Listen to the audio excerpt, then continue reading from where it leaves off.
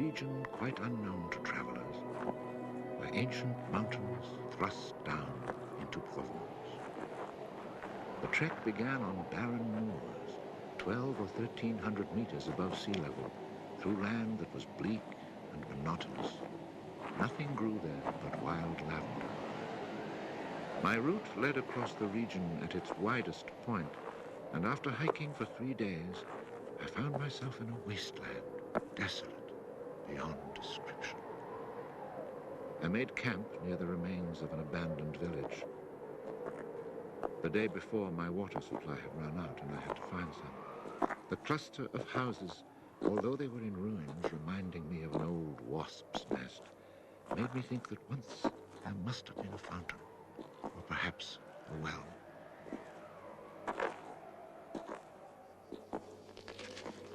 There was indeed a fountain, but it was dry. The roofless houses, eaten away by wind and rain, and the chapel with its crumbling belfry, stood arranged like houses and churches in a living village. But here, life had vanished. It was a sunny, cloudless June day, but over these bare highlands blew a fierce, insufferable wind. Growling through the skeletons of the houses, it sounded like a wild beast disturbed while feeding on its prey. I had to move camp.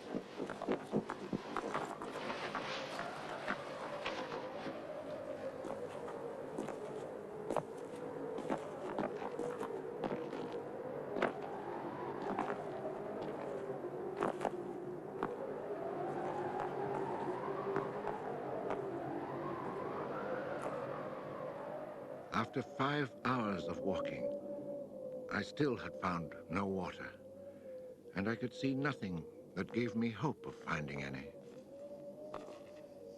Everywhere, I came upon the same drought, the same coarse weeds.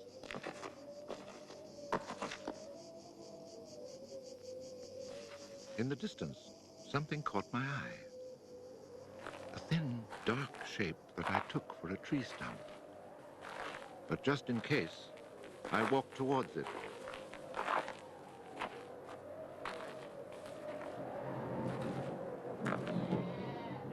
It was a shepherd, and beside him, resting on the burning ground, lay about 30 sheep.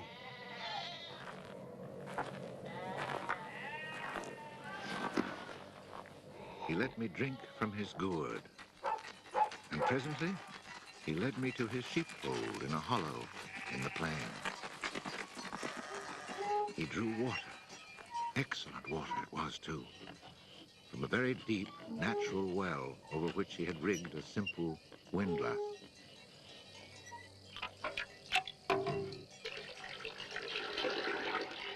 The man spoke very little, often the way with people who live alone, but he appeared sure of himself and confident in his assurance.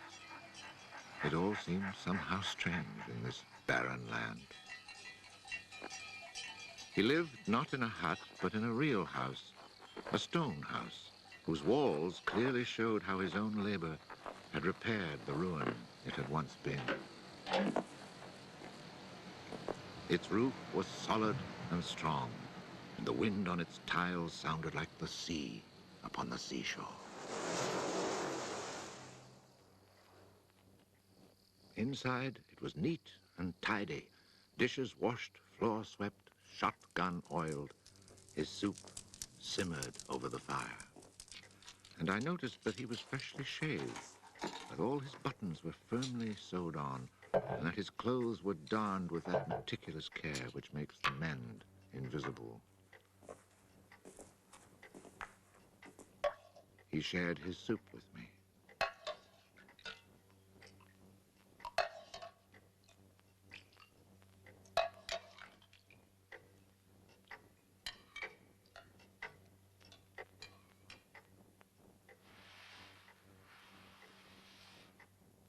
When I offered him my tobacco pouch, he told me he did not smoke. dog, silent like his master, was friendly without fawning.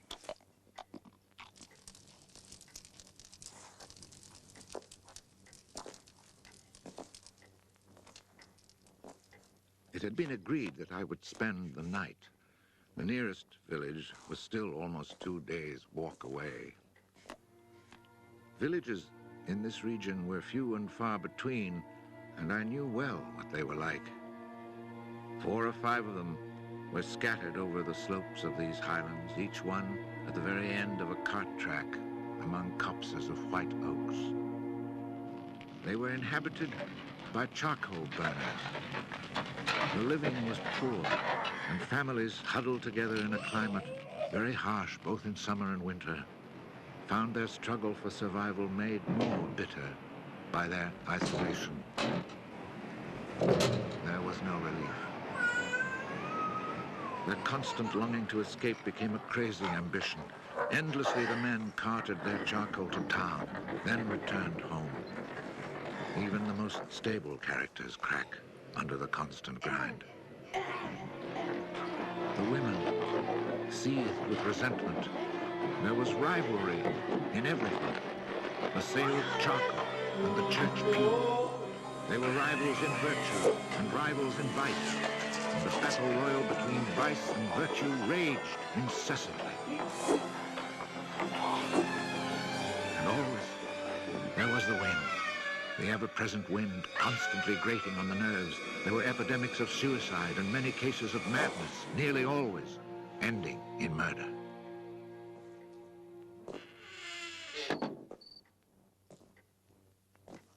The shepherd, who did not smoke, went to fetch a little sack, and onto the table he emptied a pile of acorns.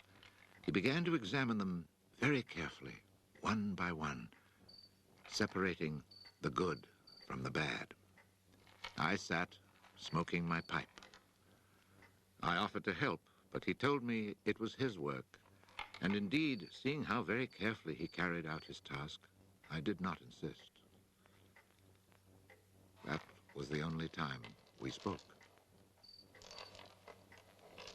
When he had set aside enough acorns, he divided them into piles of 10.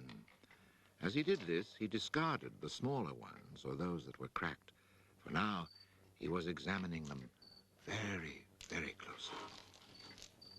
When finally there lay before him 100 perfect acorns, he stopped, and we went to our beds. Being with this man brought a great sense of peace.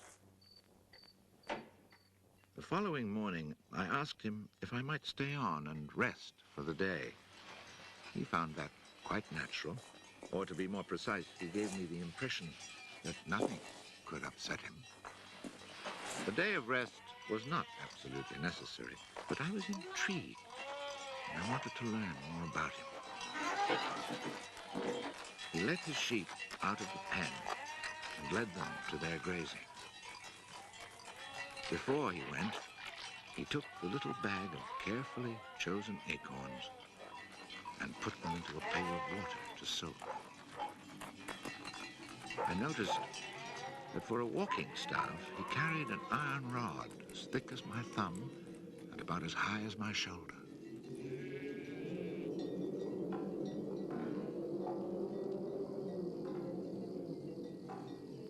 Pretending to take a leisurely stroll, I followed him at a distance, but keeping on a parallel path with him. The pasture for his sheep was down in a dell. Leaving his dog in charge of the little flock, he began to climb towards me where I was standing. I feared he was coming to reproach me. Not at all. It happened to be on his way, and he invited me to go with him if I had nothing better to do. He was going a little farther on, to the top of the hill.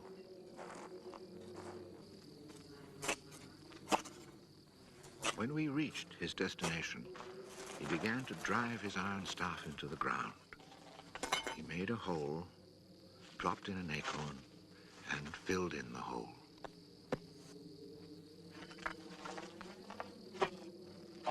He was planting oak trees. I asked him if he owned the land. He said no, Did he know who owned it? He did not. He thought it was common land, parish property, or perhaps it belonged to people who did not care about it. That did not concern him. So with infinite care, he planted his 100 acorns. After the midday meal, he began to sort out more of his acorns. I suppose I must have been quite insistent with my questions, because he answered me. For 3 years, he had been planting trees in that desolate country. He had planted 100,000. Of the 100,000, 20,000 had come up. Of these, he still expected to lose half, either to rodents or to any of the unpredictable things which only Providence can account for. That left 10,000 oaks to grow on this tract of land where before there was nothing. It was then that I wondered about the man's age. He was clearly more than 50. 55, he told me. His name was Elzéar Bouffier. He had owned a farm down in the lowlands. It had been his life.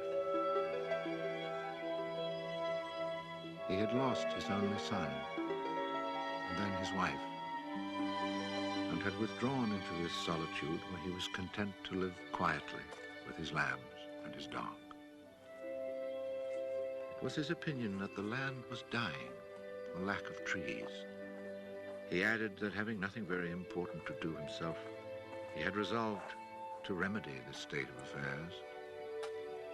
I was young and only thought of the future as it affected me and my search for happiness. So I told him that in 30 years, those 10,000 oaks would be magnificent. He answered quite simply that if God granted him life, in 30 years he would have planted so many more that these 10,000 would be like a drop of water in the sea. Already he was studying the growth of beech trees and had a nursery full of seedlings grown from beech nuts. They are quite beautiful. He was also thinking of birches for the dales, where he told me there was moisture just below the surface of the soil. The next day, we parted. The following year came the First World War, in which I was engaged for 5 years. An infantryman was hardly likely to have trees on his mind.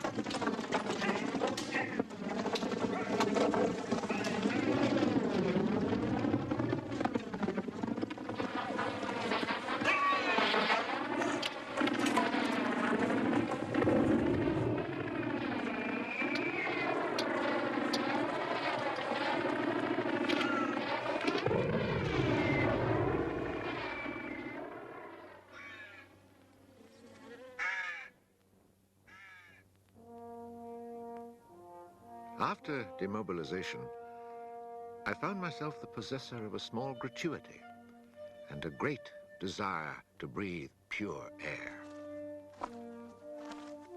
This was my only thought when I set off once more on the road to the barren land. The country had not changed. However, in the distance, beyond the deserted village, I noticed a sort of grayish mist that lay on the hilltops like a carpet.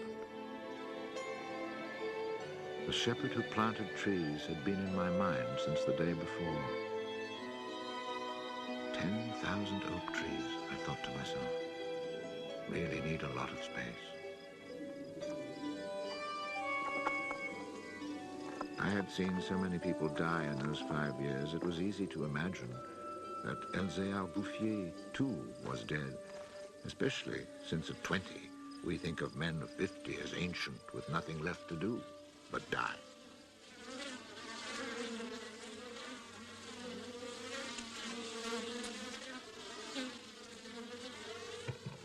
He was not dead.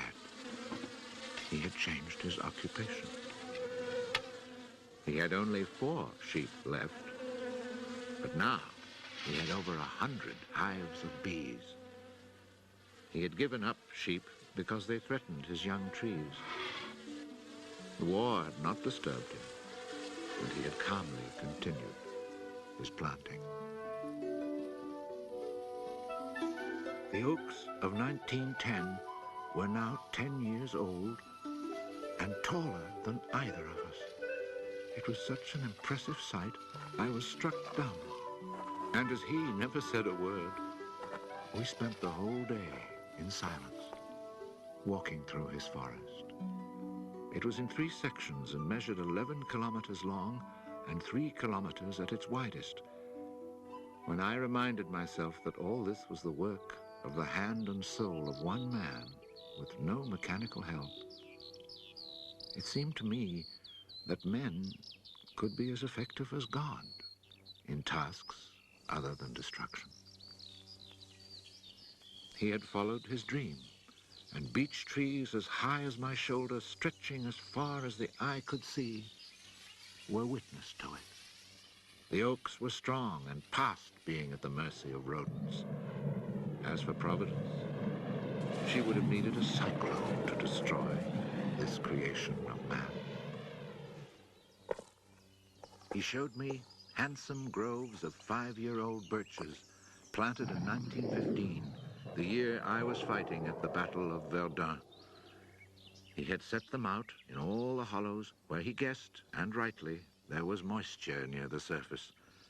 They were like young children, tender yet firm and confident. And creation, it seemed, had just followed in a natural sequence. He hadn't worried about it. Resolutely, he had gone about his simple task. On the way down through the village, I saw streams flowing with water, which in living memory had always been dry. This was truly the most impressive effect of creation's natural cycle that I'd ever seen. Long ago, these brooks had been full of water. Among the miserable villages I mentioned before, some were built on sites of ancient Roman villages, and archaeologists digging in the ruins had found fish hooks, whereas in the 20th century, cisterns were needed to ensure even a modest supply of water. The wind had scattered seeds too, and as the water reappeared, so did willow trees, reeds, meadows, gardens, flowers, and a reason for living. But the change had come about so gradually, and that it was simply taken for granted. Of course, hunters who climbed these heights in search of hares and wild boar had noticed the sudden appearance of little trees, but had put it down to some caprice of nature. That is why no one had meddled with the work of the shepherd. If they had suspected it was man's work, they would have interfered. But who would even think of him? Who in the villages or among the authorities could ever have imagined such constant, magnificent generosity?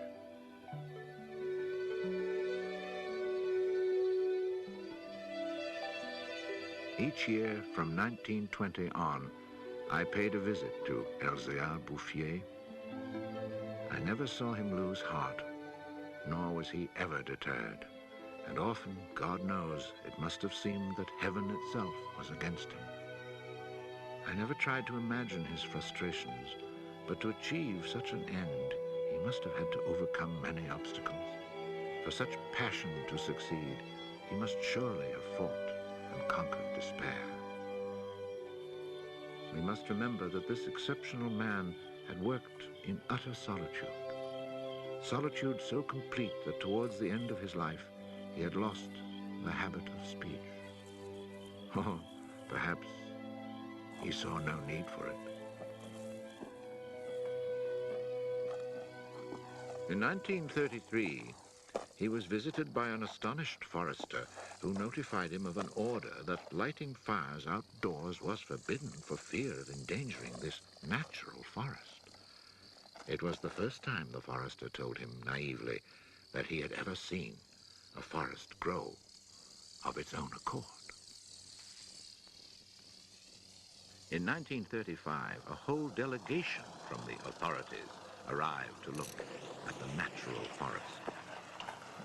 There was a high-ranking official from the forestry department, an elected member of parliament, technical experts, and there was a great deal of talk. It was decided something must be done.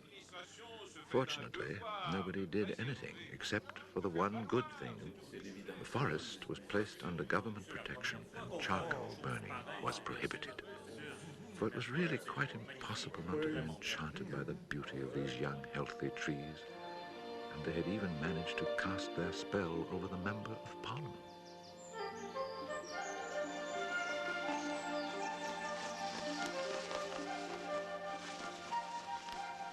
One of the senior foresters in the delegation was a friend of mine, and I explained the mystery to him. The following week, we both set out to find Elzéar Bouffier. He was hard at work, about 20 kilometers from where the official inspection had taken place. I was right about my friend the forester. He was able to appreciate all he saw. I offered the eggs I had brought as a present. We all shared our lunch and spent several hours in silent contemplation of the landscape.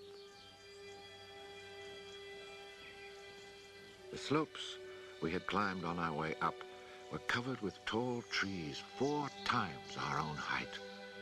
I remembered how it had looked in 1913, desolate, but quiet, regular work, brisk mountain air, the simple life, and above all, peace of mind, had endowed this old man with almost awe-inspiring health.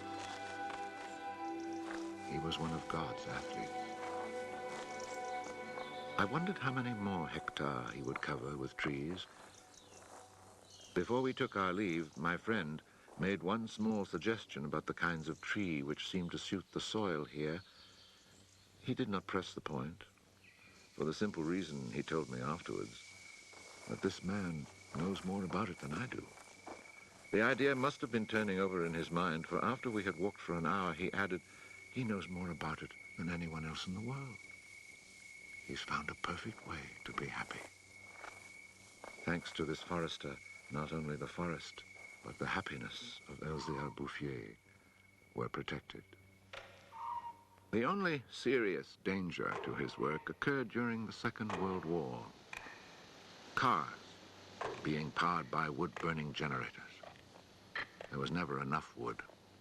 So cutting was begun among the oaks of 1910, but they were so far from transportation routes that the whole enterprise proved financially unsound. It was abandoned.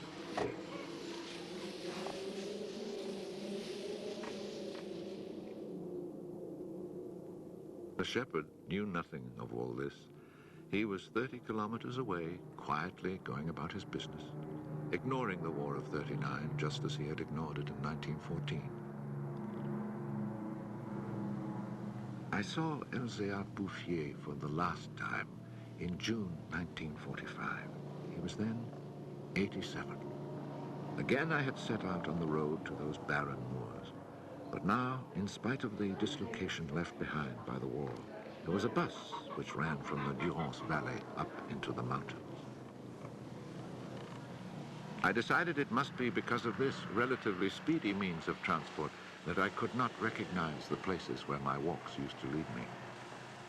It took the name of a village to reassure me that I really was in that region that had once been desolate and abandoned.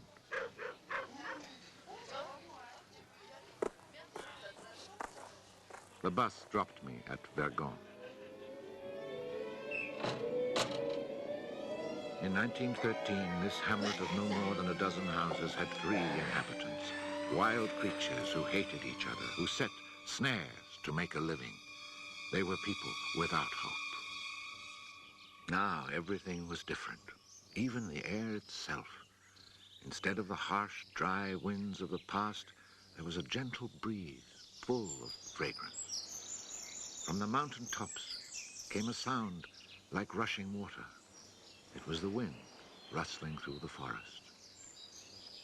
And then, even more astonishing, I heard another sound of water. I saw that they had built a fountain that was splashing merrily. And beside it, what I found most touching, someone had planted a linden tree, a perfect symbol of rebirth.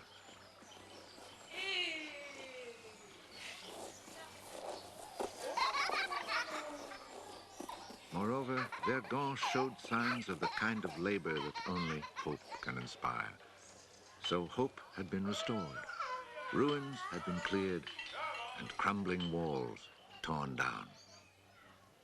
The new houses, freshly rough-cast, stood in kitchen gardens where flowers and vegetables grew in orderly confusion.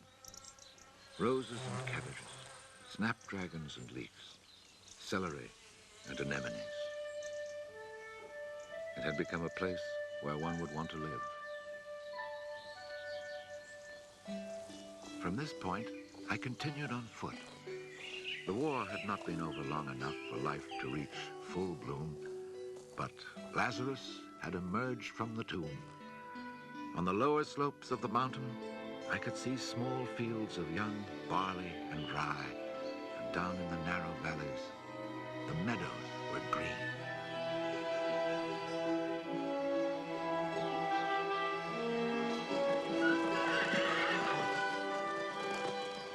It has taken only 8 years since then for the whole countryside to glow with health and prosperity. Where I had seen ruins in 1913, there now stand clean, freshly plastered farmhouses, evidence of happy, comfortable lives.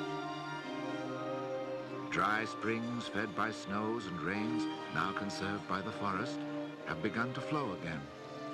In the maple groves, each farm has its fountain brimming over onto carpets of fresh mint. Bit by bit, the villages have been rebuilt. People have come to settle from down in the plains where land is expensive. They have brought youth, life, and the spirit of adventure. On the roads, one meets people glowing with health, and boys and girls laughing as they enjoy their rustic pleasures.